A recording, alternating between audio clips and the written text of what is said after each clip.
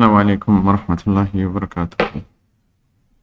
الحمد للہ وکفا والسلام علی عبادہ الذین اصطفى، اما بعد، اعوذ باللہ من الشیطان الرجیم، بسم اللہ الرحمن الرحیم۔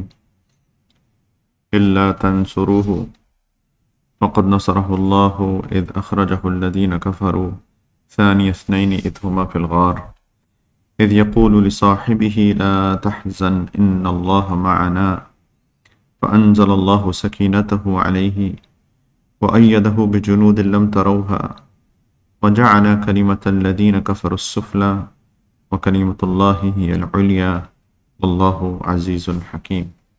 سبحان ربك رب العزة عما يصفون وسلام على المرسلين والحمد لله رب العالمين۔ اللهم صل على سيدنا ونبينا محمد وعلى آل سيدنا وحبيبنا محمد وبارك وسلم، ولا حول ولا قوة اللہ باللہ العلی العظیم۔ کل سے انشاءاللہ تعالی یہاں پر نیا ہجری سال شروع ہو رہا ہے۔ کل پہلی محرم ہوگی انشاءاللہ العزیز۔ ہمارا جو اسلامی سال ہے، اسلامک ایئر ہے، وہ ایک امپورٹنٹ ایونٹ سے شروع ہوتا ہے جس کو ہجرت کہتے ہیں۔ سیدنا عمر رضی اللہ تعالیٰ عنہ کے زمانے میں جب اسلامی حکومت مدینہ منورہ سے، حجاز سے باہر نکلی اور بہت سارے ملکوں کے اوپر اس کی حکومت بنی، تو ایک نظام کی ضرورت تھی جس سے سارے امور سلطنت کو چلایا جا سکے۔ اور ظاہری بات ہے، اس میں سے ایک بہت امپورٹنٹ چیز آپ کی ٹائمنگز ہوتی ہیں، آپ کے کیلنڈر ہوتے ہیں، آپ کی ڈیٹس ہوتی ہیں۔ تو پھر ایک مشورہ ہوا کہ ایک ایسا سال ترتیب دیا جائے جو کہ مسلمانوں کے لیے ہو اور اسی کے حساب سے سارے امور سلطنت طے پائے جائیں اور باقی سارے امور بھی۔ تو پھر مختلف آراء آئیں کہ کس طریقے سے سال کو شروع کیا جائے، اور ڈفرینٹ اوپینینز میں جو ایک اوپینین جس کو لیا گیا وہ یہ ہے کہ کچھ نے کہا کہ نبوت سے شروع کیا جائے، نبی کریم علیہ السلام کو جس سال نبوت ملی اس سال سے شروع کیا جائے، اور بہت باقی بھی آراء آئیں۔ لیکن ایک رائے جو آئی وہ یہ آئی کہ جب نبی کریم علیہ السلام ہجرت کر کے مکہ مکرمہ سے مدینہ منورہ تشریف لائے، اس سال سے ہم اپنے اسلامی سال کا آغاز کریں۔ ایک بہت اہم پوائنٹ ہے اس لیے، اور صحابہ اس پہ ایگری کر گئے۔ صحابہ کا جو مشورہ ہوا، جو شورا کمیٹی تھی، اس کو ایگری کر کے سیدنا عمر رضی اللہ تعالی عنہ نے اس چیز کو جاری کیا۔ تو یہ بہت ایک اہم بات اس لحاظ سے بھی ہے کہ صحابہ کے دلوں کے اندر ہجرت کی کتنی اہمیت تھی۔ ہجرت کس چیز کو کہتے ہیں؟ ہجرت کہتے ہیں کہ آپ کسی جگہ کو چھوڑ کر نقل مکانی کر کے، یعنی اس کو جہاں آپ رہتے ہوں وہاں سے نقل مکانی کر کے، وہاں سے سفر کر کے کسی اور جگہ کو اپنا مستقر، اپنا ٹھکانہ بنا لیں، اپنا اصلی ٹھکانہ بنا لیں۔ پچھلی جگہ کو خیر آباد کر دیا جائے، اس کو چھوڑ دیا جائے جہاں بھی آپ کے آج پاسبلی آباء و اجداد بستے تھے، پاسبلی جہاں پہ آپ کے مکانات ہیں، آپ کے گھر ہیں، آپ کے رشتہ دار ہیں، اور بہت ساری یادیں آپ کی وابستہ ہیں، لیکن کسی مقصد کے لیے، کسی بڑے مقصد کے لیے اس جگہ کو چھوڑ کر کسی اور جگہ پہ چلا جائے۔ ہم سب کو پتہ ہے، میں اس تفصیل میں تو نہیں جاؤں گا کہ ہجرت کیوں ہوئی۔ ہم سب کو اسلامی تاریخ کا معلوم پتہ ہونا چاہیے، اور ہم سب کو پتہ ہونا چاہیے کہ نبی کریم علیہ السلام کو جب اللہ سبحانہ و تعالیٰ نے نبوت سے سرفراز فرمایا تو اس کے بعد کتنی مشکلیں، کتنے مسائل پیدا ہوئے مکہ مکرمہ کے اندر۔ مختصراً اگر میں بات کروں تو نبی کریم علیہ السلام کے اپنے رشتہ دار ان کے خلاف ہو گئے، اور یہ کوئی چھوٹی بات نہیں ہے۔ اگر کوئی دوست آپ کے خلاف ہو جائے تو یہی ایک بہت بڑی چیز ہوتی ہے۔ اگر کوئی رشتہ دار آپ کے خلاف ہو جائے، آپ کے چچا آپ کو برا بھلا کہنا شروع کر دیں، اور ایسے لوگ جو کہ آپ کے بہت قریبی تھے، پورا قبیلہ آپ کے خلاف ہو جائے، اور ایسے خلاف نہیں ہو کہ صرف خلاف ہو جائے اور آپ کو صرف برا بھلا کہیں، اتنا خلاف ہو جائے کہ آپ کو فزیکل ٹارچر کیا جائے، آپ کو اوپر نبی کریم علیہ السلام جب نماز پڑھتے تھے تو ان کے اوپر اونٹ کی اوجڑی لا کے رکھ دی جاتی تھی، اور اونٹ کی اوجڑی کوئی چھوٹی ہلکی چیز نہیں ہے، اس سے آپ کا دم گھٹنا تھا، آپ سجدے سے اٹھ نہیں پاتے تھے۔ آپ کے صحابہ کو مارا گیا، آپ کے ساتھیوں کو جو آپ کے ساتھ مسلمان ہوئے ان کو تکلیفیں پہنچائی گئی، آپ کی بیٹیوں کو، 2 بیٹیاں، ان کو طلاق دے دی گئی صرف اس لیے کیونکہ وہ آپ کی بیٹیاں تھیں۔ ایک وقت آیا کہ سارے قبیلے نے نبی کریم علیہ الصلوۃ والسلام کا جو سب ٹرائب تھا اس پورے کا بائیک آؤٹ کر دیا، سوشل بائیک آؤٹ کر دیا۔ اور سوشل بائیک آؤٹ اس طرح کیا، آج کل جیسے امبارگوز لگتے ہیں، بالکل اس طریقے سے کہ بائیک آؤٹ ہو گیا، سوشل بائیک آؤٹ ہو گیا کہ ان کو مکہ مکرمہ شہر سے نکال کر ایک وادی کے اندر محصور کر دیا گیا جس کو شعب ابی طالب کہا جاتا ہے، اور وہاں پر کسی بھی قسم کی سپلائی یعنی جو تھی وہ بند کر دی گئی۔ اور ایسے بھی وقت ہوتا تھا کہ دنوں تک آپ لوگوں کے پاس کھانے کے لیے کچھ نہیں ہوتا تھا، جو نیسیسٹیز ہیں، جو ضروریات زندگی ہیں، وہ نہیں ہوتی تھی۔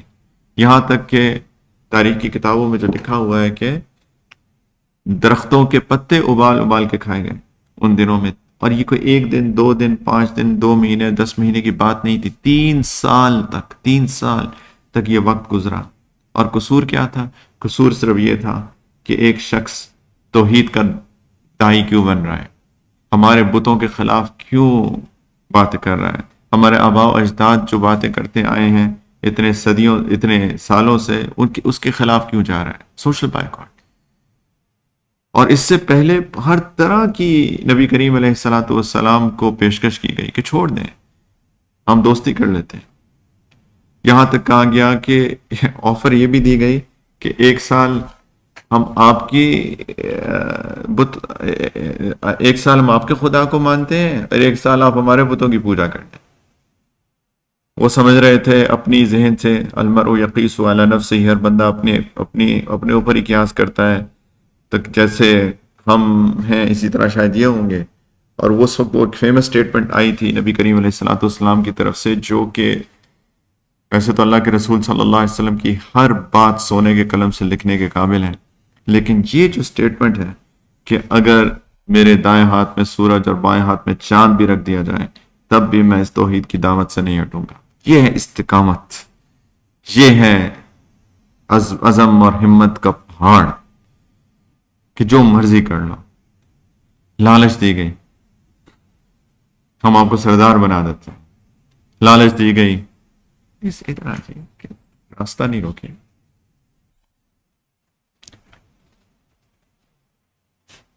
کہ ہم آپ کو سردار بنا دیتے ہیں قبیلے کا، آپ جس لڑکی سے کہیں ہم اس لڑکی سے آپ کا نکاح کر دیتے ہیں، خوبصورت سے خوبصورت ترین لڑکی کا، حسب نسب والی لڑکی کا ہم آپ کو اس سے نکاح کر دیتے ہیں۔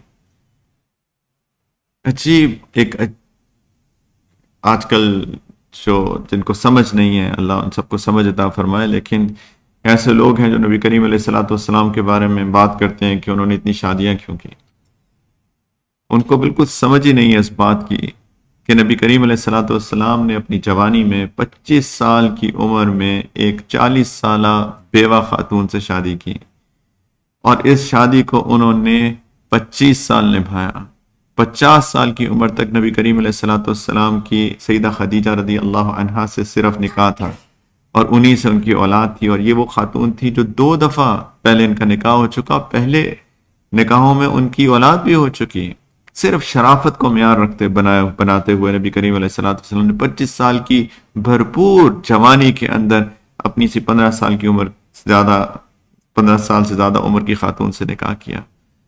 اور یہی وہ وقت تھا جب ان کو آفر کی جا رہی ہے کہ آپ بتائیں کس لڑکی سے شادی کرنا چاہتے ہیں، آپ بس نام لیں اور ہم اس کا نکاح آپ سے کر دیتے ہیں۔ اور نبی کریم علیہ الصلوۃ والسلام نے قبول نہیں کیا۔ اگر معاذ اللہ ان کو شوق ہوتا تو کیا وہ نکاح نہ کرتے؟ سیدہ خدیجہ رضی اللہ عنہ کی 65 سال کی عمر میں انتقال ہوتا ہے، اور نبی کریم علیہ الصلوۃ والسلام 50 سال کے ہیں، تب ان کا دوسرا نکاح ہوتا ہے سیدہ عائشہ رضی اللہ عنہ کے ساتھ، ابھی رخصتی نہیں ہوئی، اور پھر سیدہ سودا رضی اللہ عنہ کے ساتھ ان کا نکاح ہوتا ہے، اور یہ نکاح تقریباً میرا خیال 53 تک، 53 سال تک صرف سیدہ سودا ان کے نکاح میں تھی. اس وقت تک بھی ایک ہی، عمر تو ڈھل چکی، جوانی تو گزر چکی. پھر سیدہ عائشہ ان کے نکاح میں رخصتی کے بعد آتی ہیں. اب کہیں جا کے دوسری بیوی ہیں. 54 پہ آ کے چار نکاح ہوئے، اور باقی جتنے نکاح ہوئے وہ 54 سے 63 آخری عمر کے آخری 9 سالوں کے اندر یا 8 سالوں کے اندر. لوگ سمجھتے نہیں ہے، بغیر سمجھے سوچے سمجھے بس تنقید کرتے ہیں، ان کو سمجھ ہی نہیں ہے اس بات کی. خیر نبی کریم علیہ السلام کو ہر طرح کی پیشکش کی گئی، مال کی، جاہ کی، اسٹیٹس کی، لیڈرشپ کی، عورتوں کی، ہر طرح کی. لیکن نبی کریم علیہ السلام کا تو مشن کچھ اور تھا. وہ اپنی مرضی سے تو کچھ کر نہیں رہے تھے، وہ تو اللہ کے رسول تھے، اللہ کے آخری نبی تھے، اللہ کا پیغام لے کے آئے تھے. کھڑے رہے، جمے رہے. اور پھر ایک وقت آیا، لانگ سٹوری شورٹ، کہ ایک وقت آیا کہ جب ان کی سپورٹ سسٹم ختم ہونا شروع ہو گیا. سیدہ خدیجہ جو ان کی سب سے بڑی، ان کی اہلیہ محترمہ جو ان کی سب سے بڑی سپورٹ تھی، ساری عمر شادی سے لے کر نبوت کے آغاز سے لے کر اپنی عمر کے آخری حصے تک وہ ان کا ساتھ تھی، ان کی سپورٹ تھی. ان کا جب انتقال ہوتا ہے، جب ان کے چچا جو کہ مسلمان نہیں ہو پائے بدقسمتی سے، جو کہ ان کی سپورٹ تھی، ایک ٹرائبل سسٹم کے اندر، ایک قبائلی نظام کے اندر وہ ان کی سپورٹ تھی، جب ان کا انتقال ہوا تب نبی کریم علیہ السلام مکہ چھوڑ کے طائف چلے گئے. اور طائف میں جو ہوا وہ بھی نبی کریم علیہ السلام نے فرمایا کہ میری زندگی کا جو سب سے لو پوائنٹ تھا وہ طائف تھا، طائف کا سفر. جہاں پہ جتنی تکلیف پہنچائی گئی، بچوں نے ان کو پتھر مارے، لہو لہان ہو گئے، خون، زخم، ڈی ہائیڈریٹڈ، اور پھر وہاں سے واپس آئے. تو یہ سب کچھ گزر رہا تھا اور مکہ کے لوگ ماننے کو تیار نہیں تھے. بالآخر اللہ کا حکم آتا ہے، اے میرے حبیب اس شہر کو ہی چھوڑ دو، اس شہر کو چھوڑ دو. کس لیے؟ اس لیے تاکہ تم ایک ایسی جگہ پر جا سکو جہاں پہ تم اپنے دین پہ عمل کر سکو، جہاں پہ تم اس دین کے پیغام کو آگے لے کے جا سکو، جہاں پہ انوائرمنٹ تمہارے لیے کنڈیوسو ہو، جہاں پہ تمہارے لیے ماحول سازگار ہو، وہاں چلے جاؤ. یہ ہے ہجرت، مائگریشن. چھوڑ دینا اپنے گھر بار کو، اپنے آبائی شہر کو، جہاں اللہ کا گھر ہے. سوچیں، جہاں اللہ کا گھر ہے. اس وقت مدینہ تو نہیں تھا، اس وقت یثرب تھا. وہ تو اب مدینہ تو رسول ہے، جس کی ہم ساری تعظیم اور عزت اور اکرام کرتے ہیں، ہمارے لیے حرم ہے. لیکن اس سے پہلے تو ایک نامعلوم سی جگہ ہے جس کی کوئی اس وقت تک ایسی اہمیت نہیں ہے. وہ جگہ جہاں پہ اللہ کا گھر ہے اس کو چھوڑ دو. اللہ اکبر. نبی کریم علیہ السلام جب تشریف لے کے جانے لگے تو نبی کریم تو کعبۃ اللہ کے سامنے آئے اور کہا کہ اے اللہ کے گھر، میں تمہیں چھوڑنا تو نہیں چاہتا، لیکن کیا کروں، تمہارے لوگ یہاں مجھے رہنے ہی نہیں دیتے. اشارہ مل گیا، اے میرے حبیب چھوڑ دو اس شہر کو. نبی کریم علیہ السلام نے کسی کو نہیں بتایا سوائے کچھ بہت قریبی ساتھیوں کے. ان میں سے ایک سیدنا ابو بکر صدیق رضی اللہ تعالیٰ عنہ، ان کے ہمراز، ان کے دوست، ان کے ساتھی،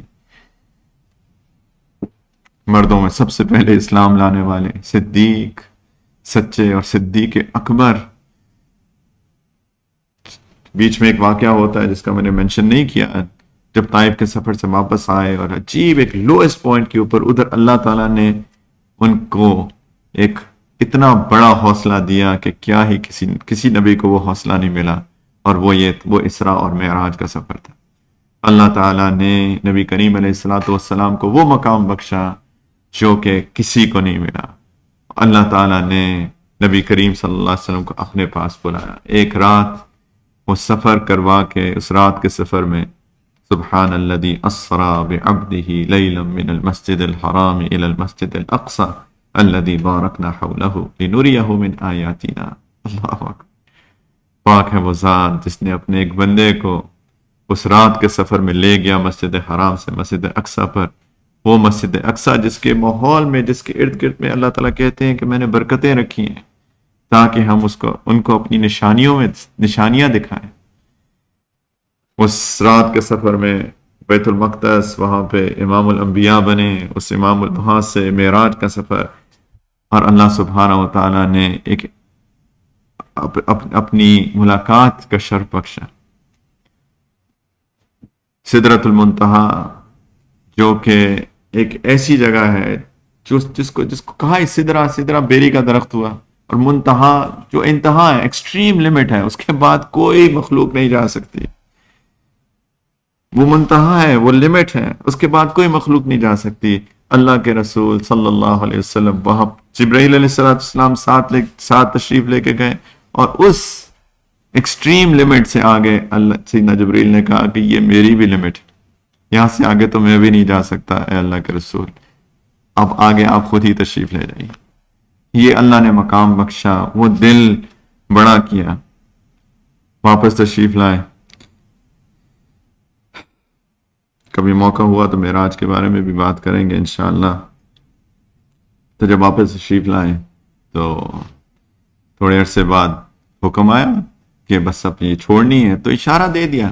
اچھا سوری، جو بات اس لیے معراج کی بات کر رہا تھا کہ جب واپس آئے تو بتایا مشرکین مکہ کو کہ میں کل رات بیت المقدس کی ہوں، اور پھر مجھے معراج کا سفر نصیب ہوا، تو لوگوں نے مذاق اڑانا شروع کر دیا۔ پہلے ہی اڑا رہے تھے، یہ تو ان کے لیے الٹیمیٹ پوائنٹ تھا کہ یہ کیسا بندہ ہے۔ انہوں نے کہا کہ یہ تو بالکل ان کا دماغ کام نہیں کر رہا، معاذ اللہ، کہ یہ کس طریقے سے یہ بات کر رہا ہے کہ ایک رات ہی بیت المقدس ہو کے ان کو پتا تھا کدھر ہے بیت المقدس، ہزاروں میل کا سفر، اور ایک رات میں کہہ رہے واپس بھی آگے۔ وہ سمجھے کہ یہ موقع ہے ان کے ساتھیوں کو توڑنے کا، یہ موقع ہے کہ ان کو جا کے کہو کہ یہ تو بالکل ہی کیسی باتیں کر رہا ہے، ان کی بات کیا سنتے ہو۔ تو انہوں نے سوچا کس کے پاس جائیں سب سے پہلے، تو سوچا کہ ابو بکر بڑا قریبی ساتھی ہے ان کا رضی اللہ عنہ، چلو ان کے پاس چلتے ہیں۔ ان کے پاس گئے، دروازہ کھٹکھٹایا، ان کو ابھی تک نہیں معلوم تھا کہ ایسا ہوا پچھلی رات۔ اور دروازہ پتا ہے تمہارا ساتھی کیا بات کرتا ہے محمد، کیا بات کرتا ہے؟ انہوں نے کہا کل وہ ایک رات میں بیت المقدس کا سفر کر کے آیا ہے۔ عجیب جواب تھا، عجیب، کیا محمد نے کہا؟ نے کہا ہاں، پہلے کنفرمیشن، کیا وہ بات کر رہے ہیں؟ نے کہا وہ کہہ رہے ہیں۔ اگر وہ کہہ رہے ہیں، شرطیہ جملہ شرطیہ، اگر وہ کہہ رہے ہیں تو میں اس کو مانتا ہوں، میں تو اس سے بڑی باتیں مانتا ہوں، میں تو کہتا ہوں کہ اللہ کی طرف سے ان کو ایک فرشتہ وہی لے کے آتا ہے، یہ کون سی بڑی بات؟ صدیق تو سارے ہی صحابہ تھے، لیکن یہ صدیق اکبر تھے، سب سے بڑے سچے، سچ ماننے والے، سچ کے گواہ بننے والے۔ تو تھوڑے سے لوگوں کو بتایا، سیدنا ابو بکر کو بتایا، سیدنا علی کو بتایا رضی اللہ عنہ، اور بہت قریبی ایک دو کو غالباً۔ تو اب سیدنا ابو بکر رضی اللہ تعالی عنہ، وہ ان کے دل میں خواہش پیدا ہوئی، میں بھی ساتھ چلوں، میں بھی ساتھ چلوں، میں بھی ساتھ چلوں، مجھے بھی خدمت کا، اکیلے کیسے جائیں گے؟ اکیلے تو نہیں جانا چاہیے، مجھ کو کوئی تو خدمت میں ہو۔ تو ایک دن لیکن غالباً دعاؤں میں لگ گئے، اور 2 اونٹ تیار کر لیے کہ جی، جب ایک امید کے ساتھ کہ جاؤں گا، میں بھی جاؤں گا، یہ میرا ہوگا، یہ ان کا ہوگا، یہ میرا ہوگا، ایک خیالی بات دل کے اندر ایک چل پڑی ہوگی۔ تو ایک دن دیکھا کہ کیسے وقت میں نبی کریم علیہ السلام تشریف لا رہے ہیں، جبکہ لوگ عموماً نہیں نکلتے دوپہر کا وقت، اس وقت ملاقاتیں نہیں کرتے، آرام کرتے ہیں لوگ گرمی میں۔ تو دروازہ کھٹکھٹایا، کون؟ محمد۔ سارا گھر خوشی سے کہ اللہ کے رسول تشریف لائے۔ تو نبی کریم علیہ السلام نے فرمایا کہ ان اللہ قد اذن لی فی الخروج والہجرہ، کہ اللہ نے مجھے اجازت دی ہے کہ میں خروج کروں، یہاں سے نکلوں مکہ سے، اور ہجرت کروں۔ تو سیدنا ابو بکر نے اپنے دل کی بات کہہ دی، الصحبۃ یا رسول اللہ، میں بھی ساتھ ہو سکتا ہوں یا رسول، صحبت مل سکتی ہے؟ تو نبی کریم علیہ السلام فرمایا الصحبہ، تم بھی ساتھ چلو۔ سیدہ عائشہ رضی اللہ تعالیٰ عنہ فرماتی ہیں کہ میں نے لوگوں کو تکلیف میں تو روتے دیکھا ہے، لیکن کوئی خوشی میں اتنا رو سکتا ہے، میں نے اس سے پہلے یہ مجھے نہیں پتا تھا کہ خوشی میں کیسے کوئی بندہ اتنا رو سکتا ہے آنسوؤں کے ساتھ. سیدنا ابوبکر صدیق، ان کو امید تو تھی، اس یقین کی کیفیت میں ان کو رو پڑے. یا رسول اللہ یہ اونٹ تیار ہے، یہ اونٹ آپ لے لیجیے میری طرف سے. انہوں نے کہا نہیں ابوبکر، میں لے تو لیتا ہوں لیکن خریدوں گا، یہ میں اپنے پیسوں سے لوں گا. نہیں یا رسول اللہ آپ کے لیے، کہ نہیں میں کیوں اجر اپنا کم کروں اس ہجرت کے موقع پر، میں خود اپنی جان بھی اور مال بھی خرچ کرنا چاہتا ہوں. پھر بالآخر نبی کریم علیہ الصلوۃ والسلام نے وہ اونٹ سیدنا ابوبکر سے خریدا. خیر بات تو لمبی ہے. سیدنا علی کو بلایا، نے کہا علی لوگوں کی امانتیں میرے پاس پڑی ہوئی ہیں، لوگ اپنی امانتیں ان کے پاس رکھواتے تھے. علی میری لوگوں کی امانتیں ہیں، ایسا کرو کہ تم میرے بستر پر سو جاؤ. اچھا اللہ کی طرف سے وہی رات وہ ان کو پتہ چل گیا، لوگوں کو خبر تو ہو گئی کہ نکلنے والے ہیں. تو مشرکین مکہ اپنے پورے قبیلوں کے ایک ایک جو ان کے سردار تھے، سب سرداروں کو لا کر انہوں نے گھر کے ارد گرد بٹھایا، کھڑا کیا اور کہا کہ دیکھو نظر رکھنا ہے، جیسی اور رات کو جائیں گے، حملہ کریں گے اور ان کو قتل کر دیں گے، لیکن نکلنے نہ پائیں. ادھر نبی کریم علیہ السلام نے اپنا پلان بنایا، سیدنا علی کو بلایا، ان کو پتہ چل گیا یہ لوگ کیا کرنے والے ہیں، ان کو اپنے بستر پر لٹایا اور نکل گئے. اور باہر سارے مشرکین مکہ کے لیڈرز، جتنے بھی وہاں پہ مکہ کے جتنے بھی ٹرائبز تھے، قبائل تھے، ان سب کے لیڈرز کھڑے ہیں.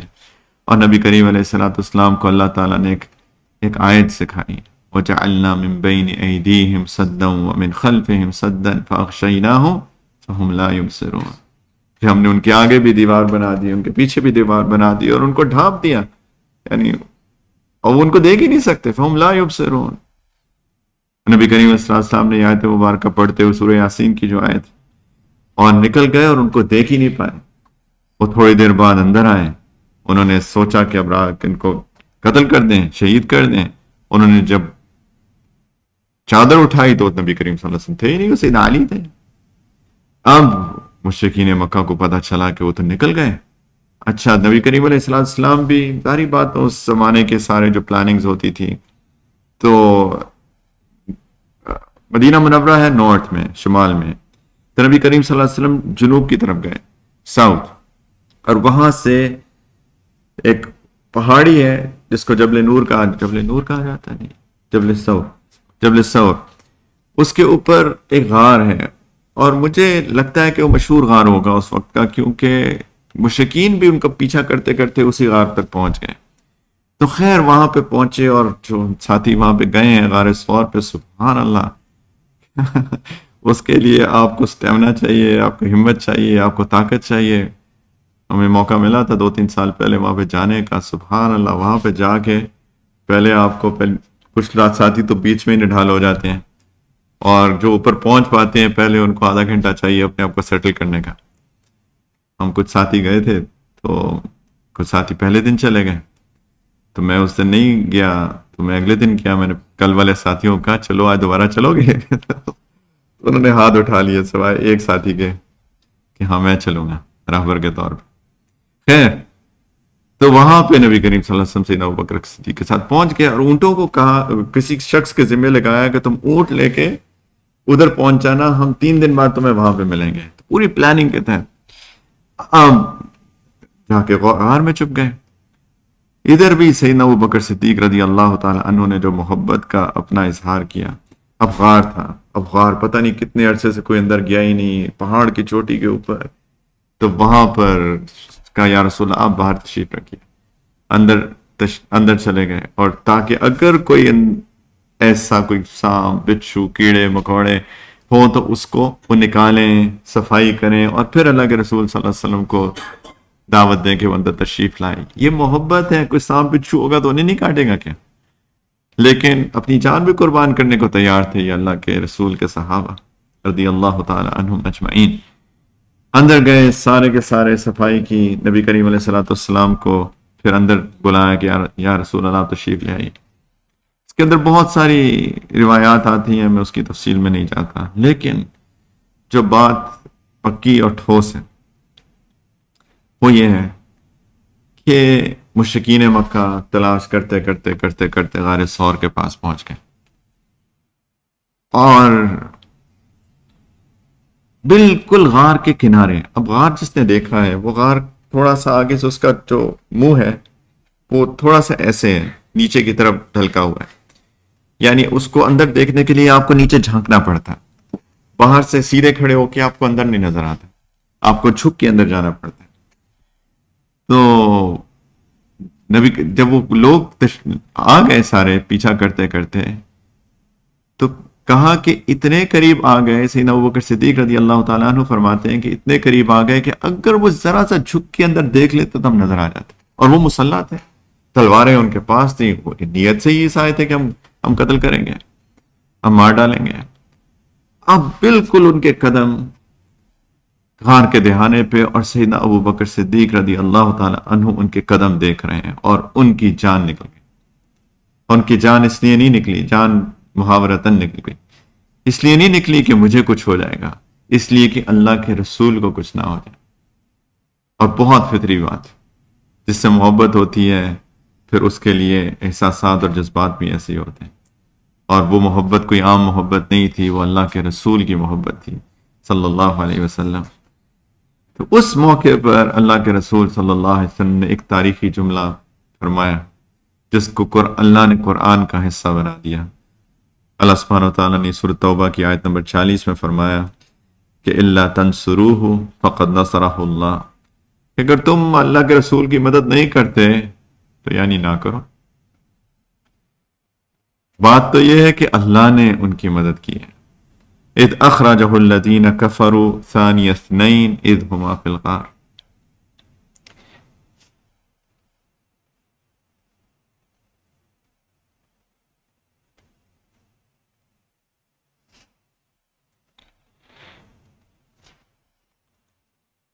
جب ان کو کافر لوگوں نے ایسے وقت نکالا تھا، یعنی مکہ سے، جب وہ 2 آدمیوں میں سے دوسرے تھے، اور جب وہ دونوں غار میں تھے، اور اس وقت وہ اپنے ساتھی کو کہہ رہے تھے،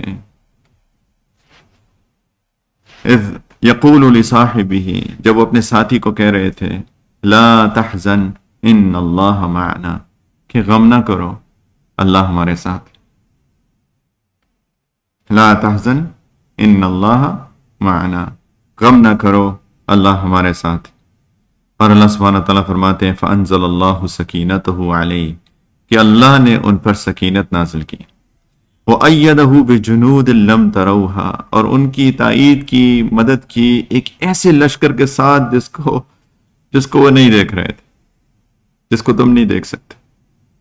وَجَعَلَ كَلِمَةَ الَّذِينَ كَفَرُوا السُّفْلَىٰ وَكَلِمَةُ اللَّهِ هِيَ الْعُلْيَا وَاللَّهُ عَزِيزٌ حَكِيمٌ.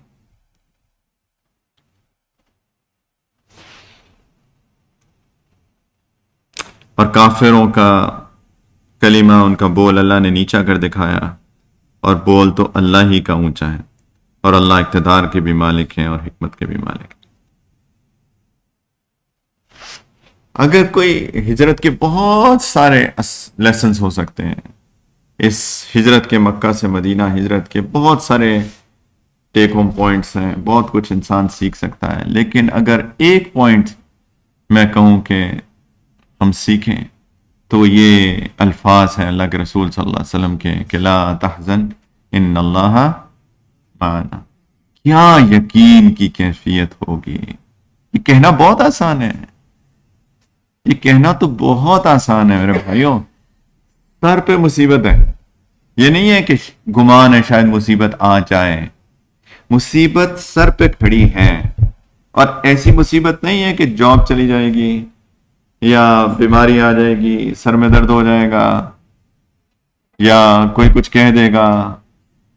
جان خطرے میں ہے، مصیبت سر پہ کھڑی ہے، تلواریں ننگی ہیں، دور کی بات بھی نہیں ہے.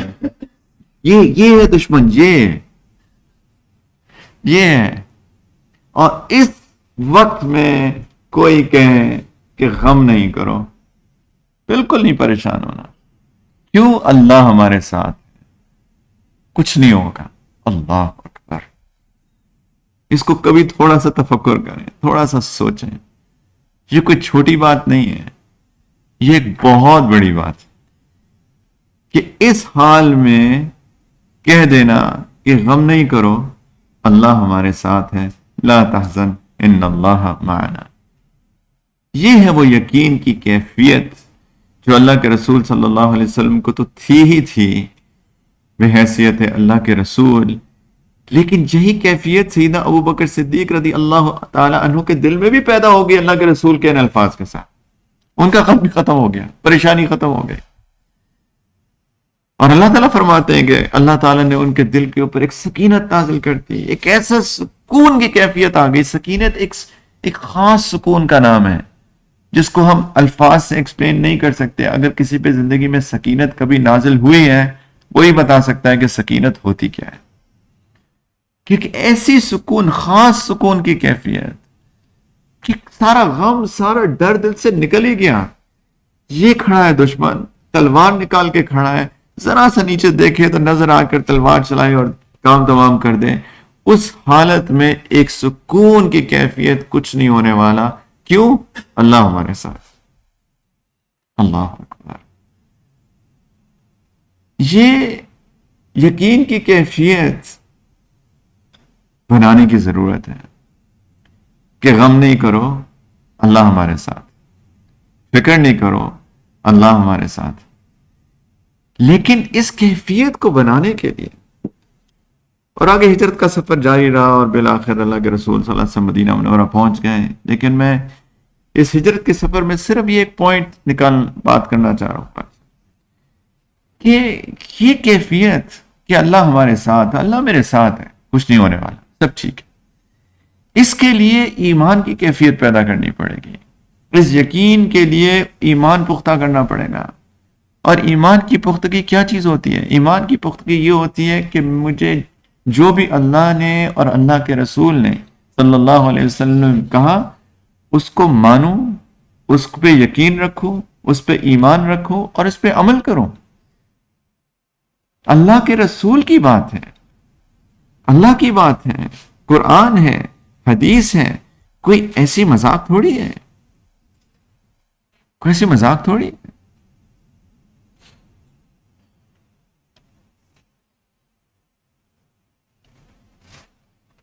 یہ چیز دل کے اندر لانے کی, اور یہی تو مسلمان ہے. لا الہ الا اللہ جب ہم کوئی کہتے ہیں تو لا الہ الا اللہ کا کیا مطلب ہے؟ لا الہ الا اللہ کا مطلب ہی یہ ہے کہ کوئی خدا نہیں ہے, کوئی معبود نہیں ہے, کسی کی عبادت نہیں کی جاتی سوائے اللہ کے. اور یہ ہے کہ محمد الرسول اللہ, سیدنا محمد صلی اللہ علیہ وسلم اللہ کے رسول ہیں اور آخری نبی ہیں. یہ کیفیت, یہی تو اسلام ہے. ہم نام کے مسلمان ہیں, لیکن کیا یہ ایمان ہمارے دلوں کے اندر موجود ہے کہ نہیں ہے؟ یہ ہم سب کو سوال کرنا ہے اپنی ذات سے.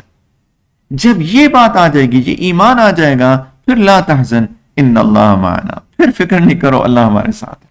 اس لیے کیونکہ اللہ ولی الذین آمنوا, اللہ تعالیٰ فرماتے ہیں کہ اللہ ایمان والوں کے دوست ہیں. ولی کہتے ہیں جو دوست بھی ہو, جو کیئر ٹیکر بھی ہو, جو خیال رکھنے والا بھی ہو, جو ضرورتوں کو پورا کرنے والا بھی ہو, اس کو ولی کہتے ہیں. جو حفاظت بھی کرتا ہو, یہ ہے ولی.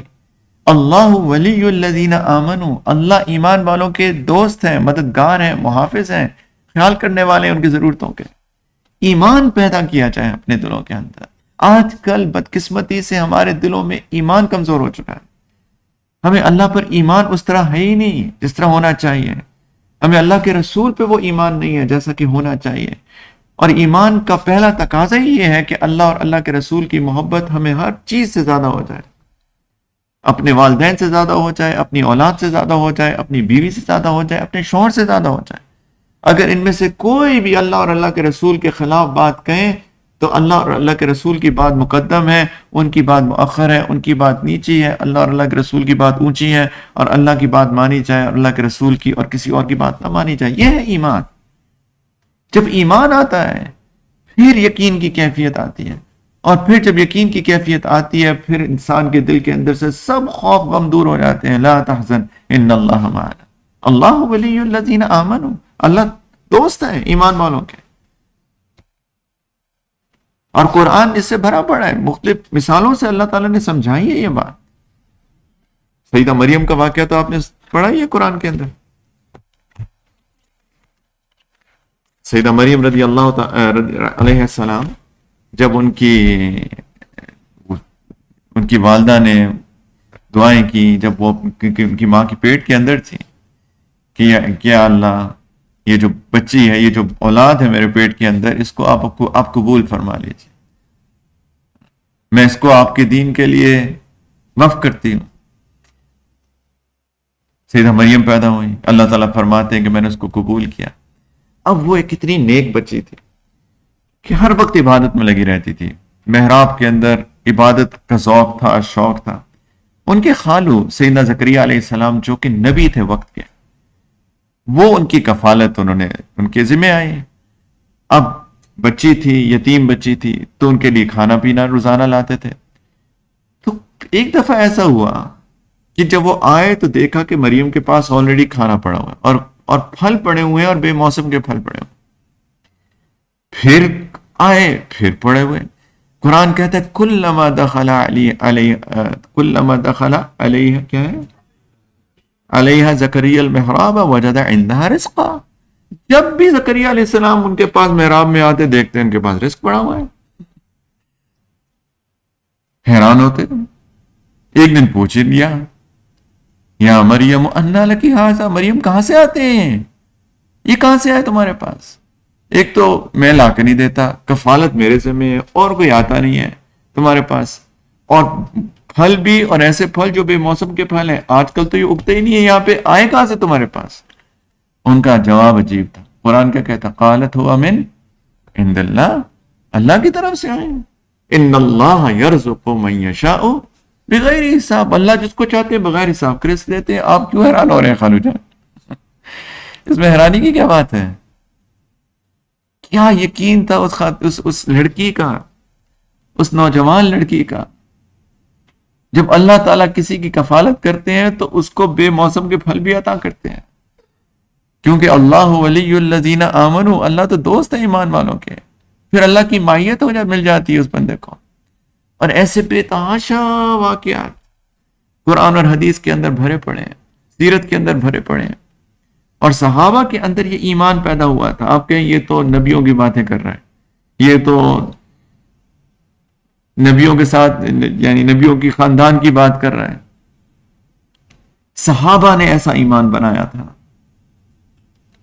صحابہ رضی اللہ عنہم نے ایسا ایمان بنایا تھا.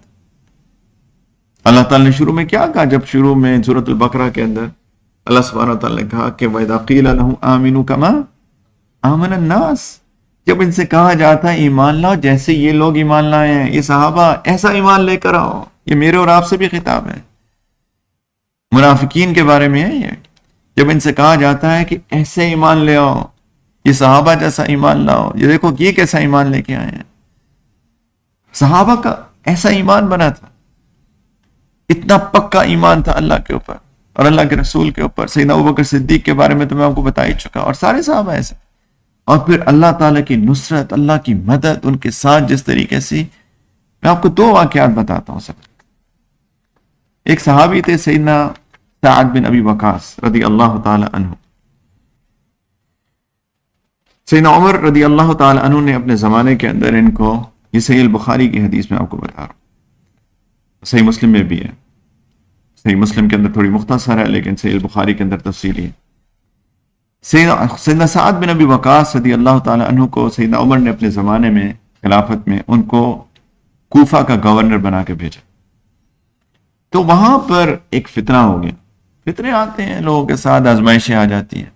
ایک فتنہ، کچھ لوگوں نے فتنہ کھڑا کر دیا کہ سعد بن ابی وقاص ٹھیک آدمی نہیں ہے. تو کوفہ والوں نے سیدنا عمر رضی اللہ تعالی عنہ کے پاس، جو کہ مدینہ منورہ میں تھے، شکایت بھیجی کہ یہ آپ کا گورنر ٹھیک آدمی نہیں ہے. سیدنا عمر نے فتنے سے بچنے کے لیے ان کو معزول کر لیا. فعزلہ واستعمل علیہم عمارا، سیدنا عمار کو ان کی جگہ بھیج دیا، ان کو بلا لیا تاکہ فتنہ نہ پھیلے وقتی طور پہ. تو وہ آئے اور دیکھا کہ کون کیا شکایات ہیں کیا. تو شکایات میں ایک شکایت ملی جی نماز ٹھیک نہیں پڑھاتے. سیدنا عمر رضی اللہ تعالیٰ نے پوچھا سیدنا سعد سے کہ آپ نماز ٹھیک نہیں پڑھاتے ہیں, یہ کیسے ہو گیا؟ انہوں نے کہا یا امیر المومنین میں تو ایسی نماز پڑھاتا ہوں جیسے اللہ کے رسول پڑھاتے تھے. میں پہلی رکعت لمبی کرتا ہوں, دوسری رکعت چھوٹی کرتا ہوں, مطلب اس میں ایسی کیا غلط بات ہے؟ تو سیدنا عمر نے کہا کہ دیکھو میرا فرض بنتا ہے تم سے پوچھنا, بحیثیت خلیفہ مجھے پر شکایت آئی, میں تو انٹیروگیٹ کر رہا ہوں, مجھے پتا تھا تم نے کوئی غلط کام نہیں کیا, تو میں ایک بس فارمیلٹی پوری کر رہا ہوں, ان ادر ورڈز.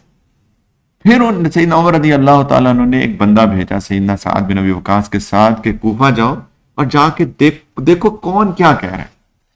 وہ گئے تاکہ وہ ایک اپنی طرف سے ایک انسپیکٹر سمجھ لیں, انسپیکٹر کے انسپیکٹ کر کے آئے کہ مسئلہ ہوا کیا. تو وہ دونوں گئے, ایک مسجد, دوسری مسجد, تیسری مسجد, چوتھی مسجد, پانچویں مسجد, ہر مسجد میں گئے اور سب نے کہا سعد بن ابی وقاص تو بڑے بہترین آدمی ہیں, ہمیں تو کوئی ایشو ہی نہیں ہے ان سے, ہمیں تو کبھی ایشو نہیں. چلتے چلتے چلتے چلتے لکھا ہے کہ کوئی مسجد نہیں چھوڑی اور سب نے اچھی باتیں کی. حتی دخل مسجدا لبنی عبس, ایک بنو عبس ایک قبیلہ تھا, ان کی مسجد تھی, ادھر گئے تو وہاں پوچھا ہاں جی آپ کو کوئی مسائل؟ تو کہتے ہیں ایک شخص کھڑا ہو گیا جو قالوا له اسامہ بن قتادہ یکنى ابا سعدہ, اس کا نام اسامہ بن قتادہ تھا, اس کی کنیت ابو سعدہ تھی. اس نے کہا کہ مجھے شکایت. نے کہا کیا شکایت ہے؟ انہوں نے کہا کہ جب یہ کبھی لڑائی کا موقع ہوتا ہے تو یہ تو بھیج دیتے ہیں فوج, خود ساتھ نہیں جاتے. نمبر 2, جب مال غنیمت اکٹھا ہوتا ہے تو یہ اس کی برابر تقسیم نہیں کرتے, یعنی عدالت نہیں ہے ان کے اندر. معاذ اللہ, کتنا بڑا الزام ہے.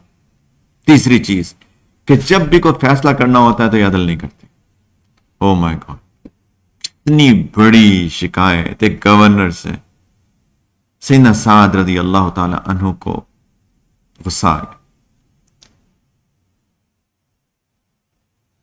انہوں نے کہا اما واللہ لأدعون بثلاث, اللہ کی قسم میں 3 قسمیں کھاتا ہوں, 3 دعائیں کرتا ہوں. اللہم ان کان عبدک ھذا کاذبا قام ریاء وسمعۃ, اے اللہ اگر آپ کا یہ بندہ یہ جھوٹ بول رہا ہے, کیونکہ اب اللہ کے رسول کے صحابی کی انٹیگریٹی کا معاملہ تھا, چھوٹی بات نہیں تھی. کسی نے کتنا بڑا الزام لگا دیا, ایسے نہیں چھوڑ سکتے تھے اس کو. اے اللہ اگر آپ کا یہ بندہ جھوٹ بول رہا ہے اور یہ صرف ریا کر رہا ہے, یہ صرف لوگوں کو دکھانے کی سنانے کے لیے بات کر رہا ہے, فَأَتِلْ عُمْرَهُ وَأَتِلْ فَقْرَهُ وَعَرِّدْهُ لِلْفِتَنِ. میں نے کہا یا اللہ اس کی عمر لمبی کریں اور اس کو اوپر فقر آ جائے اور یہ فتنوں میں پڑ جائے. کہ یا اللہ اگر یہ جھوٹ بول رہا ہے تو اس کی لمبی عمر کر کے اس پہ فقر لمبا کر دے اور اس پہ فتنے آئے. کہا گیا جو راوی ہیں اس حدیث کے, سیدنا جابر بن سمرہ رضی اللہ تعالی عنہ اس کے راوی ہیں, کہتے ہیں کہ بہت بعد میں دیکھا گیا, پوچھا گیا کہ ایک شخص تھا جو بہت بوڑھا ہے, اس کو کہا جاتا تھا شیخ کبیر مفتون, کہ یہ بوڑھا آدمی ہے جو فتنے میں پڑ گیا ہے. وہ کہتا ہے کہ مجھے یہ مصیبت آئی ہے سعد کی بد دعا کی وجہ سے. عبد الملک بن عمیر کہتے ہیں کہ میں نے اس شخص کو دیکھا کہ اتنا بوڑھا ہو گیا کہ اس کی یہ جو بھویں ہوتی ہیں یہ بھی لٹک کے آنکھوں کے اوپر آ گئی, یعنی وہ بڑھاپے میں اس طرح کی حالت ہو جاتی ہے. کہتے ہیں اور اس عمر میں جب انسان بالکل اتنا بوڑھا ہو گیا, اب تو قبر کی تیاری کریں, اب تو انسان کو دنیا کی ہر چیز سے اچاٹ ہو جاتا ہے کہ اب تو موت سامنے ہے, قبر سامنے ہے انسان. کہتے ہیں اس عمر کے اندر وہ نوجوان بچیوں کو چھیڑا کرتا تھا, اپنی آخرت تباہ کر لی اس. یہ ہیں اللہ کے ولی, یہ ہیں ان اللہ معنا. چھیڑ کو تو دیکھو ان کو ذرا. یہ ہے اس حدیث کا مصداق, حدیث قدسی ہے نا, اللہ تعالیٰ کیا فرماتے ہیں, من عاد لی ولیا فقد آذنتہ بالحرب, جو میرے ولی سے عداوت رکھتا ہے میرا اسے اعلان جنگ. یہ ہیں وہ لوگ. ایک اور واقعہ بتاتا ہوں، یہ بھی صحیح البخاری کی حدیث ہے. لوگ کہتے ہیں ایسے قصے کہانیاں سناتا ہے، یہ صحیح باتیں بتا رہا ہوں، صحیح البخاری کی. سیدنا انس رضی اللہ تعالیٰ عنہ سے روایت ہے کہ ایک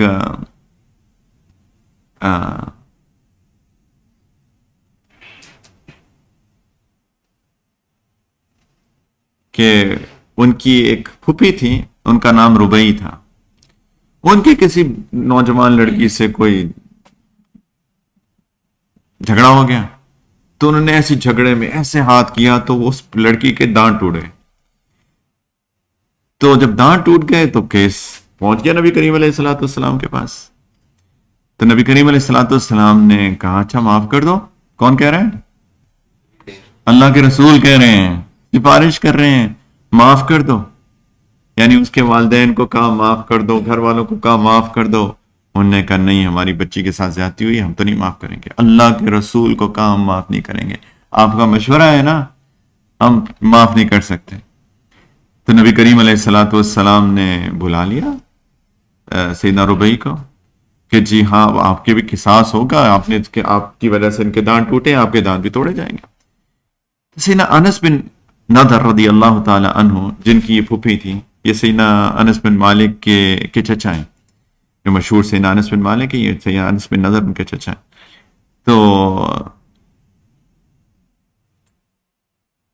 تو ان کو پتہ چلا کہ میری پھوپھی کے دانت توڑے جا رہے ہیں، تو وہ آ گئے کہ یا رسول اللہ اتکسر ثنیۃ الربیع، کہ یا رسول اللہ میری پھوپھی ربیع کے دانت توڑے جائیں گے. انہوں نے کہا جی دانت توڑے جائیں گے. انہوں نے کسی کے دانت توڑے ہیں تو اب ان کا قصاص ہے. کہ نبی کریم صلی اللہ علیہ وسلم نے فرمایا کہ یا انس کتاب اللہ القصاص، اللہ کی کتاب میں قصاص کا حکم ہے، میں کیا کر سکتا ہوں، میں کچھ بھی نہیں کر سکتا. تو کہتے ہیں کہ یا رسول اللہ والذی بعثک بالحق لا تکسر ثنیتها، اللہ کے رسول میں اس کی قسم کھا کے کہتا ہوں جس نے آپ کو حق کے ساتھ بھیجا ہے، میری پھوپھی کے دانت نہیں توڑے جائیں گے. کون کہہ رہے ہیں؟ سیدنا انس کہہ رہے ہیں جبکہ اللہ کے رسول سفارش کر چکے، انہوں نے انکار کر دیا، انہوں نے سارا کیس نپٹایا جا چکا، یہ اللہ کا بندہ کہتا ہے یا اللہ کے رسول اللہ کی قسم، اس کی قسم جس نے آپ کو حق کے ساتھ بھیجا، ان کے دانت نہیں توڑے جائیں گے. ابھی وہ یہیں پہ تھے، تھوڑی دیر میں وہ ان کے لوگ آئے اور انہوں نے کہا یا رسول اللہ ہم نے مشورہ کیا آپس میں کہ ہم ان کو معاف کرتے ہیں، جانے دیں. اللہ نبی کریم علیہ الصلوۃ والسلام نے جب یہ دیکھا تو فرمایا کہ ان من عباد اللہ من لو اقسم علی اللہ لابرہ، کہ اللہ کے کچھ ایسے بندے ہوتے ہیں کہ اگر اللہ کے نام کی قسم کھا لیں اللہ ان کی قسم کو ضرور پورا کرتے ہیں. کیوں یہ اللہ کے بندے ہیں، یہ اللہ کے ولی ہیں، اور اللہ اپنے بندوں کو ضائع نہیں کرتے، کیونکہ لا تحزن ان اللہ معنا، غم نہیں کرو اللہ ہمارے ساتھ. یہ یقین کی کیفیت کہاں ہے؟ یہ ایمان، یہ یقین. ہر بندہ پریشان بیٹھا ہے، ہر بندہ یہ ہو گیا دعا کرے، میری کمپنی کے اندر فائرنگ چل رہی ہے، بھئی آپ کو کچھ کہا نہیں، کچھ نہیں کہا، لیکن پریشان ہے، یہ ہو جائے گا وہ ہو جائے گا، پتہ نہیں کیا ہو جائے گا. یہ اللہ کے بندے، کچھ اللہ پہ ایمان، کچھ یقین، کچھ تو توقع. لیکن اس کے لیے ایمان ضروری ہے، اس کے لیے وہ مومنانہ صفات ضروری ہیں، وہ اللہ اور اللہ کے رسول کی بات کو سننا اور ماننا ضروری ہے، اپنے آپ کو نیکی اور تقوی پہ جمانا ضروری ہے. پھر یقین کی کیفیت پیدا ہوتی ہے، اور پھر اللہ تعالیٰ کی طرف سے وہ سکینت نازل ہوتی ہے جب کوئی پریشانی ہوتی ہے. اور پھر جیسے کہ کوئی کہہ رہا ہو کہ لا تحزن ان اللہ معنا، غم نہیں کرو اللہ ہمارے ساتھ. اگر ہجرت کا کوئی سبق، بہت سارے اسباق ہیں، کچھ سبق لینا ہے تو یہ اللہ کے رسول کا یہ فرمان اپنے اس یار غار کو کہ غم نہیں کرو میرے ساتھی، اللہ ہمارے ساتھ. ایک بات کرتا چلوں ختم کرتے کرتے کہ موسیٰ علیہ الصلوۃ والسلام ان کے بھی کچھ ساتھی تھے، لیکن اگر آپ ان کی کہانیاں پڑھیں قرآن کے اندر، ان کی باتیں پڑھیں تو آپ کو نظر آئے گا کہ موسیٰ علیہ الصلوۃ والسلام کو جب ان کے ساتھیوں نے تکلیف پہنچائی وہ وہی جان سکتے ہیں. جب کسی کے ساتھی ہوں اور وہ ان پہ اعتماد کریں، اعتبار کریں، ان کو اپنا ساتھی سمجھیں اور وہ ان کو دکھ دیں، ان کو دور کریں. آپ پڑھیں پورا قرآن میں اکثر جگہ آیا ہوا ہے کس طریقے سے جب بھی کوئی مہم آئی، کوئی کام آیا تو انہوں نے چھوڑ دیا موسیٰ علیہ السلام کو اکیلا. اور ایک وقت تھا جب یہ سارے نکلے اور آگے سمندر، پیچھے فرعون کی فوج، اور پھنس گئے. فلما ترى الجمعان قال اصحاب موسیٰ انا لمدرکون. ایک وقت آیا کہ جب انہوں نے دیکھا کہ آگے سمندر پیچھے فوج، انہوں نے کہا پھنس گئے. کون کہہ رہے ہیں؟ موسیٰ علیہ السلام کے ساتھی. قال اصحاب موسیٰ، موسیٰ کے صحابہ نے کہا ہم تو پھنس گئے، پکڑ لیے گئے، اب کیا کریں؟ اب تو کچھ نہیں ہو سکتا. اس وقت میں سیدنا موسیٰ نے بھی ایک بات کہی تھی. قال، سیدنا موسیٰ نے فرمایا، اللہ تعالیٰ بات بتاتے ہیں کہ انہوں نے فرمایا کہ کلا، ہرگز نہیں، کچھ نہیں ہونے والا. آپ سوچیں یہاں پر بھی آگے سمندر ہے، پیچھے فوج ہے، ان کے پاس کچھ بھی نہیں ہے اور وہ سپر پاور ہے. فرعون دنیا کی سب سے بڑی فوج، مسلح فوج، یہ نہتے لوگ، آگے سمندر، آگے جائیں گے ڈوب جائیں گے، پیچھے جائیں گے تو مارے جائیں گے. پکڑے گئے، پھنس گئے. ادھر بھی اللہ کے نبی نے کہا کہ اللہ کچھ نہیں ہوگا. لیکن یہاں پہ انہوں نے جو جملہ بولا وہ فرمایا کہ انا معی ربی سیہدین، میرا رب میرے ساتھ ہے، وہ ضرور کوئی راستہ دکھائے گا. اللہ اکبر، کیا توکل اور کیا یقین. اللہ، وہی یقین، وہی توکل جو نبیوں کا ہوتا ہے. سوچے کہاں جائے، آگے سمندر ہے، کچھ کر ہی نہیں سکتے، پیچھے فوج ہے اور کوئی چھوٹی فوج نہیں ہے، فرعون کی فوج ہے. کچھ نہیں ہونے والا. کلا انا معی ربی سیہدین، میرے ساتھ میرا رب ہے، وہ ضرور راستہ دکھائے گا. اس پر اللہ کا حکم آیا فاوحینا الی موسیٰ ان اضرب بعصاک البحر، کہ موسیٰ، اللہ تعالیٰ فرماتے ہیں میں نے وحی کی موسیٰ پر کہ جو تمہاری چھڑی ہے نا اس کو سمندر پہ مار. جب سمندر میں ماری تو وہ تو پھٹ گیا اور اس میں سے راستہ بن گیا اور اس میں سے موسیٰ علیہ السلام اور ان کے لوگ نکل گئے اور پیچھے فرعون ڈوب گیا اور اس کی فوج ڈوب گئی. لیکن ایک تو یہ وہی توکل، وہی یقین.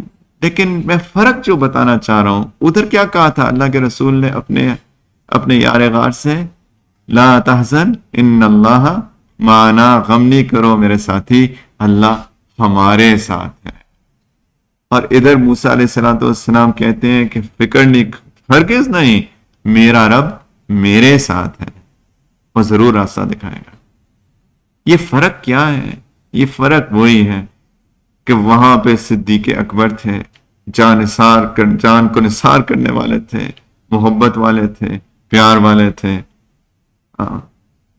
اور یہاں پہ وہ اصحاب تھے جنہوں نے ہر وقت، ہر حال، بہت اکثر مقامات پہ اپنے نبی کو اکیلا چھوڑ دیا. اللہ کی مدد موسیٰ کے ساتھ تو تھی علیہ السلام، ان کے صحابہ کو ان کے تو فعل ملی، ادھر صدیق اکبر کو بھی مدد اللہ کی ملی، اللہ کی طرف سے. ان اللہ معنا، اللہ میرے اور تمہارے دونوں کے ساتھ. تو جو بھی اللہ اور اللہ کے رسول کی بات مان کے چلے گا اس کے ساتھ اللہ کی مدد آئے گی. ان اللہ معنا، پھر اس کو کوئی غم، کوئی فکر کی ضرورت نہیں. جب کوئی پریشانی آتی ہے تو پھر اللہ تعالیٰ اس پر سکینت نازل کرتے ہیں. اور میں نے بہت سارے لوگوں سے یہ باتیں سنی ہیں، کچھ لوگوں کے ساتھ اور ڈائریکٹ ان کے ساتھ جو واقعات ہوئے ہیں اور کس طریقے سے اللہ نے ان کی مشکل اوقات کے اندر ان کی مدد کی اور کیسے سکینت ان کے اوپر نازل ہوئی کہ اتنی مشکل وقت میں ان کے دل سے کوئی خوف، کوئی ڈر ہی نہیں رہا. یہ ہر اللہ کے رسول صلی اللہ علیہ وسلم کی امتی کے لیے ہے میرے بھائیوں. ان اللہ معنا، اللہ ہمارے ساتھ، غم نہیں کرو. لیکن اس کے لیے وہی یقین وہ پیدا کرنے کی ضرورت ہے. پلیز ہم لوگ، یہ جو محرم شروع ہو رہا ہے، کل پہلی محرم ہے اور اس سے ہجرت بھی ہمیں یاد آتی ہے اور بھی بہت سارے واقعات محرم سے یاد آتے ہیں. محرم ایک بڑا عجیب مہینہ ہے. محرم میں بہت واقعات ہوئے. محرم ہی تھا بلکہ کہ جس میں اللہ تعالیٰ نے موسیٰ علیہ السلام کو فرعون سے نجات دی، وہ محرم ہی تھا. اور بلکہ 10 محرم تھا وہ. جس کو عاشورہ بھی کہا جاتا ہے، 10 محرم کو عاشورہ بہت اہم دن ہے۔ کہا جاتا ہے کہ نوح علیہ الصلوۃ والسلام کی کشتی بھی اسی دن ٹھکانے لگی تھی، اور بھی واقعات، اور ایک بہت دردناک واقعہ بھی پیش آیا ہماری اسلامک ہسٹری کے اندر، ہماری مسلمانوں کی تاریخ کے اندر، سیدنا حسین رضی اللہ تعالی عنہ، نبی کریم صلی اللہ علیہ وسلم کے بہت ہی پیارے نواسے، ان کو بہت ہی بے دردی کے ساتھ شہید کیا گیا، اور ان کے اہل بیت کو بھی، ان کے گھر والوں کو بھی، اور بہت ہی ایک دردناک کہانی ہے۔ لیکن وہ بھی جس طرح نبی کریم علیہ الصلوۃ والسلام ایک عزم و استقلال کا پیکر بن کے ثابت قدمی کے ساتھ انہوں نے نہیں چھوڑے اپنے اصولوں کو، اور اپنے گھر کو خیر آباد کہہ کے ہجرت کر کے ایک نئے شہر میں چلے گئے، اسی طرح سے سیدنا حسین رضی اللہ تعالی عنہ بھی وہی کہانی ہے۔ وہ بھی اپنے اصولوں پہ انہوں نے سمجھوتا نہیں کیا، اپنی جان دے دی، اپنے گھر والوں کو قربان کر دیا، لیکن اپنے اصولوں پہ کوئی سمجھوتا نہیں کیا۔ یہ ہے ہماری تاریخ، یہ ہے محرم کا پیغام، یہ ہے 10 محرم کا پیغام، کہ اپنے اصولوں پہ کھڑے رہیں، سیکھیں اپنے دین کو، اپنے آپ کو سمجھیں میں کون ہوں، میں مسلمان ہوں، میں صرف کوئی کھانے پینے اور شادی کر کے اولاد پیدا کرنے تو نہیں آیا صرف دنیا کے اندر۔ میرا ایک مقصد ہے زندگی کا، اور مقصد حیات اللہ کی بندگی ہے، اللہ کو پہچاننا ہے، اللہ کی بندگی ہے، اللہ کے رسول صلی اللہ علیہ وسلم کی بات کو سننا، پہچاننا ہے، اور اسی سے دنیا میں بھی سکینت ہے، اور دنیا میں بھی آسانی ہے، اور دنیا میں بھی اللہ کی مدد انشاءاللہ نصرت ہے، اور انشاءاللہ آخرت میں بھی اللہ کی مدد اور نصرت اسی کے ساتھ ہوگی جو اس طرح زندگی گزار کے جائے گا انشاءاللہ۔ پلیز اپنے آپ کو پہچانیے، میں بھی اپنے آپ کو پہچانوں، اپنے یقین اور ایمان کے اوپر محنت کریں ہم سارے کے سارے لوگ، اور اپنی زندگیوں کو بدلیں۔ محرم صرف یہ نہیں ہے کہ کل چھٹی ہے تو چلو چھٹی مناؤ اور فجر بھی قضا کرو اور سوتے رہو، اور کچھ لوگ تو بلکہ عجیب رسومات اور بدعات کے اندر پڑے رہتے ہیں، اور پتہ نہیں 10 محرم کو حلوے بانٹ رہے ہیں۔ ہمارے ملک میں تو ہوتا ہے لوگ حلوے بانٹتے ہیں، پتہ نہیں کیا کیا کرتے ہیں، کچھ اور بھی نہایت ہی بیکار قسم کی رسومات کرتے ہیں، جو کہ بدعات ہیں، جو کہ اللہ کے رسول کی تعلیمات کے بالکل خلاف ہیں۔ کہاں ہم اللہ اور اللہ کے رسول کی باتوں پہ عمل کرنے کی بات کر رہے ہیں، اور کہاں ہم ان کی باتوں کے بالکل خلاف جا رہے ہیں۔ تو پلیز ہم سمجھیں 10 محرم کو روزہ رکھنا ایک مستحب عمل ہے، ایک اچھا ایک سنت ہے۔ نبی کریم صلی اللہ علیہ وسلم روزہ رکھا کرتے تھے، جب مکہ میں تھے تب بھی 10 محرم کو روزہ رکھتے تھے، بلکہ کچھ کے نزدیک تو اس وقت وہ روزہ واجب تھا، اور پھر جب مدینہ منورہ تشریف لے گئے تو تب بھی 10 محرم کا روزہ رکھا کرتے تھے، عاشورہ کا، اور جب رمضان کے روزے فرض ہو گئے تو پھر نبی کریم علیہ الصلوۃ والسلام نے چوائس دے دی کہ اگر آپ رکھنا چاہتے ہیں تو رکھیں، نہیں رکھنا چاہتے تو نہ رکھیں، لیکن نبی کریم صلی اللہ علیہ وسلم رکھتے تھے۔ پھر اپنی زندگی کے آخری سال، اچھا اس سے پہلے نبی کریم صلی اللہ علیہ وسلم کو بتایا گیا کہ مدینہ کی یہودی بھی رکھتے ہیں 10 محرم کا روزہ۔ کیوں رکھتے ہیں؟ انہوں نے کہا اس لیے رکھتے ہیں کیونکہ اس دن موسیٰ علیہ السلام کو فرعون سے اللہ نے نجات دی تھی 10 محرم کو، اس کی خوشی میں، اس کے تشکر میں رکھتے ہیں۔ انہوں نے کہا کہ موسیٰ تو ہم سے زیادہ قریب ہے ان کی بنسبت، تو ہم بھی اور تاکید کر دی کہ روزہ رکھنا چاہیے ہمیں بھی۔ پھر اپنی زندگی کے آخری سال کے اندر نبی کریم علیہ الصلوۃ والسلام نے فرمایا کہ ہمیں یہود کی مخالفت کرنی چاہیے، ہمیں لوگ یہ نہ سمجھیں کہ دونوں کی قسم ایک ہے، تو ہم آئندہ سال 10 کے ساتھ ایک اور 9 کا بھی روزہ ملائیں گے، یعنی وہ ایک رکھتے ہیں ہم 2 روزے رکھیں گے انشاءاللہ۔ یہ اور بات تھی کہ اسی سال محرم کے آنے سے پہلے ربیع الاول کے اندر نبی کریم علیہ الصلوۃ والسلام کا وصال ہو گیا، انتقال ہو گیا، اس دنیا سے پردہ فرما گئے، تو وہ موقع نہیں آیا، لیکن چونکہ نبی کریم علیہ الصلوۃ والسلام نے فرمایا تھا تو 10 محرم کا روزہ رکھنا اچھا ہے، سنت ہے۔ ایک حدیث میں آتا ہے کہ اللہ تعالیٰ اس روزے کی برکت سے جو پچھلے سال جو صغیرہ گناہ ہوئے ہیں اللہ تعالیٰ ان سب کو معاف کرتے ہیں، تو اور لیکن اچھا ہے کہ اس کے ساتھ ایک دن ملا لیا جائے، یا 9 کا ملا لیا جائے، یا 11 کا ملا لیا جائے، دونوں ٹھیک ہیں، لیکن 2 روزے اکٹھے رکھ لیے جائیں بجائے اس کے کہ صرف 10 کا رکھا جائے۔ لیکن اگر کسی مجبوری کے تحت کوئی 10 کا صرف بھی رکھ لے سے مجبوری کے تحت، تو انشاءاللہ العزیز کوئی اس کے اندر گناہ نہیں ہے۔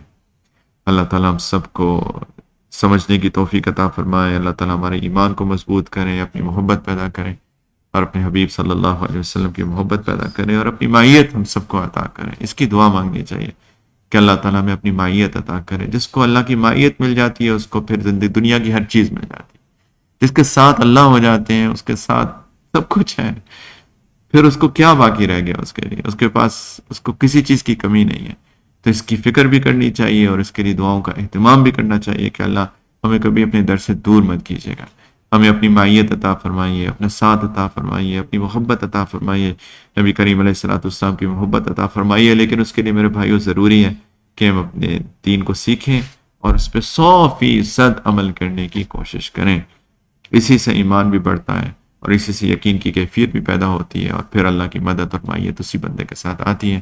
وآخر دعوانا الحمدللہ رب العالمین۔ انشاءاللہ اب سب لوگ توبہ کر لیں ایک دفعہ پھر۔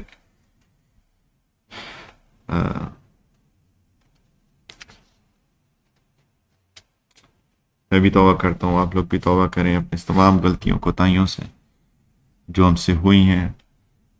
روزے کی برکت سے، 9 ذوالحجہ کے روزے کی برکت سے، 10 محرم کے روزے کی برکت سے صغیرہ گناہ تو معاف ہو جاتے ہیں، لیکن کبیرہ گناہوں سے معافی کے لیے شرط ہے کہ انسان توبہ کرے، اور توبہ یہی ہوتی ہے کہ انسان ندامت ہو اور اللہ سے معافی مانگے، استغفار کرے اور ایک عزم کرے اللہ کے ساتھ کہ آئندہ میں نہیں کروں گا، کوشش کروں گا کہ آئندہ میں یہ نہ کروں۔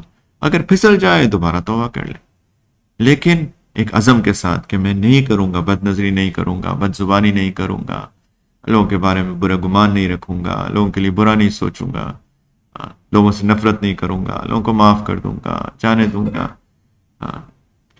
اور ساری جو ہم لوگ غلطیاں کرتے ہیں، بد زبانی میں سارے زبان کے گناہ آ گئے، جھوٹ بھی آ گیا، غیبت بھی آ گئی، بے حیائی کی باتیں بھی آ گئیں، لوگوں کی تحقیر بھی آ گئی، لوگوں کا مذاق اڑانا بھی آ گیا، اور وغیرہ وغیرہ وغیرہ۔ بد نظری آج کل کا بڑا گناہ ہے، لوگ نظر کی حفاظت نہیں کرتے، بے حیائی کی چیزیں دیکھتے ہیں، اپنے آپ کو بھی تباہ کر رہے ہیں اور اللہ تعالیٰ کو بھی ناراض کر رہے ہیں۔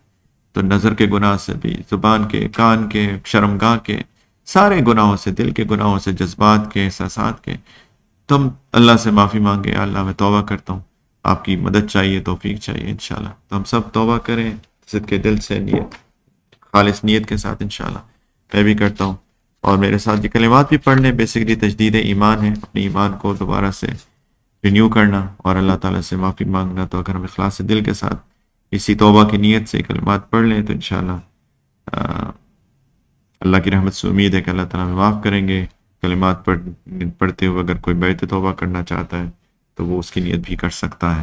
تو سب لوگ اخلاص کے ساتھ کہیں بسم اللہ الرحمن الرحیم، لا الہ الا اللہ محمد الرسول اللہ، آمنت باللہ وملائکتہ وکتبہ ورسلہ والیوم الآخر والقدر خیرہ وشرہ من اللہ تعالی والبعث بعد الموت، آمنت باللہ کما ہوا بأسمائہ وصفاتہ وقبلت جمیع احکامہ اقرار باللسان وتصدیق بالقلب، اشہد ان لا الہ الا اللہ واشہد ان محمدا عبدہ ورسولہ، استغفر اللہ ربی من کل ذنب واتوب الیہ برحمتک یا ارحم الراحمین۔ فرائض کی پابندی کیا کریں پلیز۔ شرم آتی ہے یہ بات کرتے ہوئے، لیکن نماز کی پابندی کیا کریں۔ مرد حضرات مسجد میں پڑھا کریں اپنی نمازیں، خاص طور پہ فجر کا اہتمام کیا کریں۔ لوگ بہت کوتاہی کرتے ہیں فجر کو مسجد میں پڑھنے سے۔ باقی صبح شام استغفار بھی کیا کریں، استغفر اللہ ربی من کل ذنب واتوب الیہ۔ درود شریف کی بھی کثرت کریں، اللہم صلی علی سیدنا محمد وعلی آل سیدنا محمد وبارک وسلم۔ قرآن بھی پلیز پڑھا کریں، قرآن کی تلاوت، قرآن کو سمجھنے کی کوشش کریں، وقت نکالا کریں قرآن کو پڑھنے کو، سمجھنے کو۔ ہم لوگ کیا کر رہے ہیں زندگی میں، کیا مقصد کیا ہے ہمارا، سوچنا چاہیے۔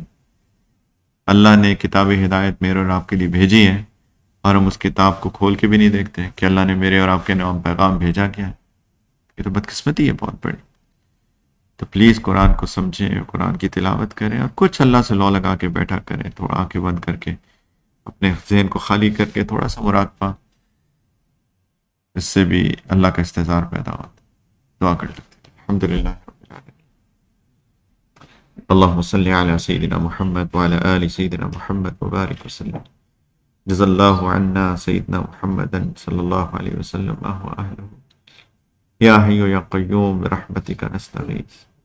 يا رحمن يا رحيم يا كريم يا غفار يا حنان يا منان يا هادي يا نور يا سلام. يا الله لا إله إلا أنت سبحانك إنا كنا من الظالمين. ربنا ظلمنا أنفسنا وإن لم تغفر لنا وترحمنا لنكونن من الخاسرين. رب اغفر وارحم وأنت خير الراحمين. یا اللہ یا ارحم الراحمین، ہماری آج کی اس مجلس کو قبول فرما لیجیے۔ میرے مولا ہمارے دلوں میں ایمان اور یقین کی کیفیات پیدا فرما دیجیے۔ یا اللہ اپنی مائیت عطا فرما دیجیے۔ یا ارحم الراحمین، ہم اپنے نفس کے مارے ہوئے ہیں، اپنے نفس کے ستائے ہوئے ہیں، شیطان کے ستائے ہوئے ہیں۔ میرے مولا اگر آپ نے اپنی مائیت نہ عطا فرمائی، اللہ اگر آپ کا ساتھ نہ ملا تو یا اللہ یہ نفس اور شیطان ہمیں تباہ کر کے چھوڑے گا۔ یا ارحم الراحمین، یا اللہ نعوذ باللہ من شرور انفسنا ومن سیئات اعمالنا۔ یا ارحم الراحمین، ہمیں نفس کے شر سے بچا لیجیے، اللہ ہمیں شیطان کے شر سے بچا لیجیے، اللہ ہمیں ہر طرح کے شیاطین سے بچا لیجیے، شیاطین الجن سے بھی اور شیاطین الانس سے بھی۔ یا اللہ ہر طرح کے شیاطین سے ہماری حفاظت فرما لیجیے۔ یا اللہ اپنا ساتھ قدم قدم پہ عطا فرمائیے، ہمیں بھی، ہمارے گھر والوں کو بھی، ہماری اولاد کو بھی، ہماری نسلوں میں ایک ایک بندے کو یا اللہ اپنی معیت عطا فرمائیے، سب کو ہدایت عطا فرمائیے، سب کو نیک بنائیے۔ یا اللہ سب کو دین کی گہری سمجھ عطا فرمائیے، سب کو عمل کی توفیق عطا فرمائیے، سب کو اپنی نافرمانی سے بچائیے میرے مولا، سب کو دین دنیا کی ہر بھلائی عطا فرمائیے اور اپنے دین کا خادم بنائیے میرے مولا۔ یا اللہ ہمیں پتہ ہم کسی قابل نہیں ہیں، لیکن ہمیں معلوم ہے آپ کے یہاں قابلیت نہیں، قبولیت چلتی ہے۔ اللہ قبول فرما لیجیے، اللہ اسباب عطا فرما دیجیے، مخلص معاونین عطا فرما دیجیے۔ یا اللہ مخلص لوگ عطا فرمائیے، اللہ ظاہری باطنی دجالی فتنوں سے بچا لیجیے۔ یا اللہ ہمارے والدین پہ بھی رحم فرمائیے، رب ارحمہما کما ربیانی صغیرا۔ یا اللہ جو آپ کے پاس آ گئے ہمارے والدین عزیز اقارب مومنین مومنات میں سے، اللہ سب کی مغفرت فرما دیجیے، حسنات قبول کر لیجیے، درجات بلند کر دیجیے۔ یا ارحم الراحمین خیر کے فیصلے فرما دیجیے، اللہ کرم کے فیصلے فرما دیجیے۔ یا اللہ محتاج ہے، ربنا آتنا فی الدنیا حسنہ وفی الآخرۃ حسنہ وقنا عذاب النار۔ اللہ ہمارے اکابرین کی حفاظت فرمائیے، یا اللہ کو صحت عافیت برکتوں سے رکھیے۔ یا اللہ تمام امت کی اپنے جنود سے نصرت فرمائیے، تینوں حرم کی حفاظت فرمائیے، میرے مولا بار بار زیارت کی توفیق عطا فرمائیے۔ یا اللہ جس نے دعاؤں کے لیے کہا ہے، سب کی دعاؤں کو اپنی رحمت سے قبول فرمائیے، سب کی پریشانیاں دور فرمائیے۔ یا ارحم الراحمین اپنے سے ملاقات کی تیاری کی توفیق عطا فرما دیجیے، اور جب وقت مقرر آئے تو آسانی اور عافیت کی، کلمے کی، یقین کی، آپ کی طرف سے مغفرت اور رحمت کی خوشخبری والی یا اللہ ہمیں اپنی سے ملاقات عطا فرمائیے گا۔ ہماری قبر اور آخرت کی منازل کو آسان کر کے ہم سب کو نبی کریم علیہ السلام کے قدموں میں ان کی شفاعت سے اور اپنی رحمت سے جنت الفردوس میں جمع فرمائیے گا، اور اپنا دیدار بے حجاب اور اپنی دائمی رضا عطا فرمائیے۔